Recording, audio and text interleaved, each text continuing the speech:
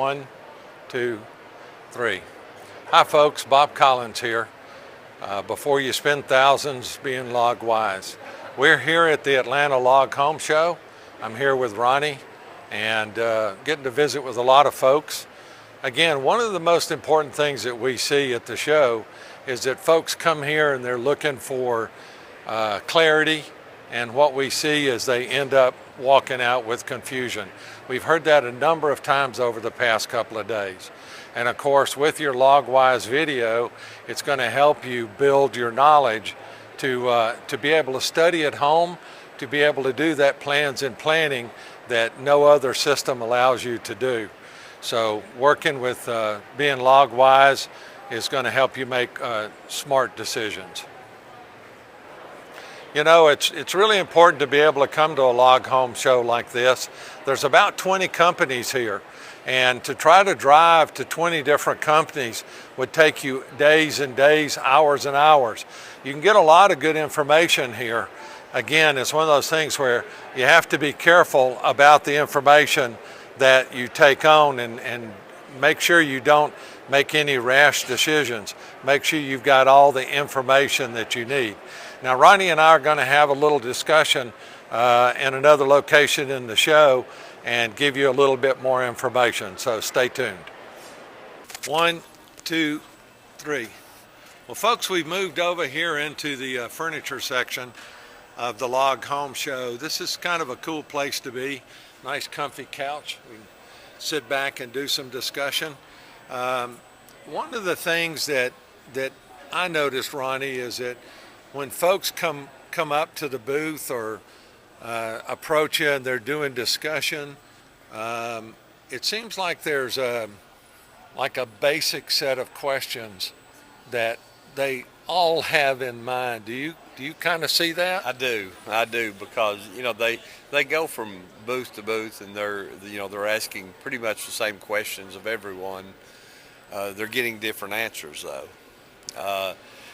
You know, the customer really needs to prepare themselves when they come to the show, the basic questions they want to ask, and where they can get clear answers on everything that they're looking for. You know, there's so many things that you want to think about, log species, style of log, the type of building system that each company uses. And, you know, we're talking about 20 different log home companies, all good companies, and all of them tend to give somewhat different information sometimes, and it's confusing the customer as to what they want or what they need in their log home. Yeah, and it's, you know, probably one of the first questions when they start visiting with you is, what does a log home cost? Absolutely.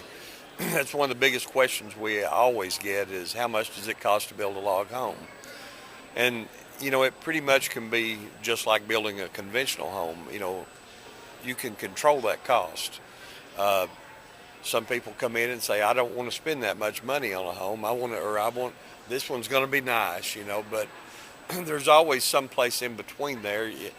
You know, there's a low end and then there's a higher end, you know, $120 to $200 a square foot. But what do you want in your home? And that way you can get a better answer, and to prepare a list of the things that you want in your home, you know, and it can vary so much. Well, and you know, that's why Ronnie and I decided to sit down and one day and put this resource together for your folks so that you can study it, you can play it over and over, and what you're going to see is you're going to see the LogWise information video is that it's going to be broken into sections, but of course what we see is the most important, which is this particular start right here, is called plans and planning. And it's just like when somebody says, what does a car cost? You know, from the wheels up, you know, from the foundation up with log homes and such, we see this. And one of the things that is a biggie is a lot of times people will buy land and they'll fall in love with a piece of land, or they'll fall in love with a plan, and the plan doesn't fit the land, or the land doesn't fit the plan. It's kind of a little play on words there. It is, and there's so many things that are involved there, and of course some of these things we'll get into now, which is the planning stage. Some of them we'll get into later, but before you ever purchase your property, you should know if that will perk for septic system. Very important, because I know of a few cases where people have bought property and it wouldn't perk for their septic system, and then they had to go back to square one again. Yeah. And start all over. And what we want you guys to understand is that, with this video, you should be able to have enough information and enough resource. Now, this is not guaranteed, of course, but you should have enough resource and be able to go forward and talk with your contractor, talk with your log home company, whoever they may be, that you could buy a new car, buy a new truck, and save literally thousands on what you got in mind. And remember, that money's coming out of your checkbook, and you want to make sure that you've got everything nailed down. I mean, I've seen people have to go out to a lot and do blasting that they had nowhere near in their budget. And blasting can be terribly expensive. But then there's other cost savings, like I think you were mentioning things like walkout basements. Walkout basements, yes. And you need to utilize that when you can. I've seen a lot of people waste money in a basement, and a lot of times you can build 3 walls in a basement and frame build your outside wall. You can put the windows, adjust the windows where you want them, put a lot of light in there, and save dollars by building a frame wall instead of pouring concrete walls and limiting your window space. Right. And Bob, these things, as you say, they're not guaranteed, but we know they work because we've done them hundreds of times between the two of us in the last 30 years.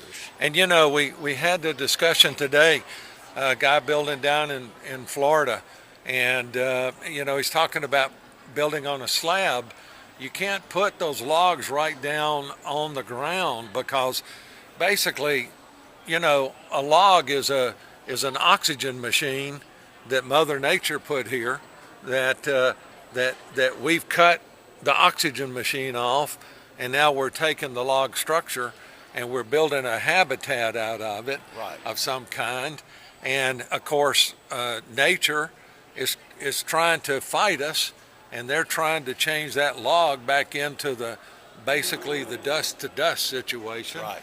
So, being smart on things like preservatives and coatings, all translate. And what Ronnie and I see is that when we talk to you about the foundation and about lot preparation, it goes all the way through the roof, right? All the way through the roof. You have to plan from the footer through the ridge of the house, and from the ridge down to the footer, to where your point loads are through that house. All that has to be decided in the plan process, which is the very beginning of it. And there's so many, and we're going to be showing you folks examples of this stuff. The walkout basements, the insulated foam type of foundations that are out there now that are pretty incredible. Absolutely. And of course, like what Ronnie was talking about, the walkout basement. And can you build on a slab? Sure, but there's some techniques that you can use, and I think we were talking about like knee walls or a stem wall situation. Absolutely. You can pour your concrete slab, and it's fine to build on a slab, but you need to turn that wall up, and I would say a minimum of 18 inches to 2 feet. And you can always go on the outside and put your rock veneer there, and it looks great. Yeah, it looks great. So we're gonna be bringing you guys a lot of information. And of course, this is great to be able to do this at the show, but we're gonna be bringing you guys a lot of on-site information about these, showing you what these foundations look like, and giving you additional thoughts and perspective on it, and some cost understanding. So stick with us, and we'll be back shortly.